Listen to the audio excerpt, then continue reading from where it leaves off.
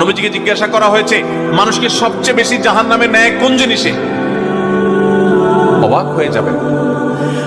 নামাজ না পড়ায় সবচেয়ে বেশি জাহান্নামে নেয় না, রোজা না রাখায় সবচেয়ে বেশি জাহান্নামে নেয় না, ওয়াজ মাহফিলে না আসায় সবচেয়ে বেশি জাহান্নামে নেয় না, দান সাদেকা না করায় সবচেয়ে বেশি জাহান্নামে নেয় না, কোরআন তেলাওয়াত না করায় সবচেয়ে বেশি জাহান্নামে নেয় না। তাহলে কিসে সবচেয়ে বেশি জাহান্নামে নেয় মানুষকে?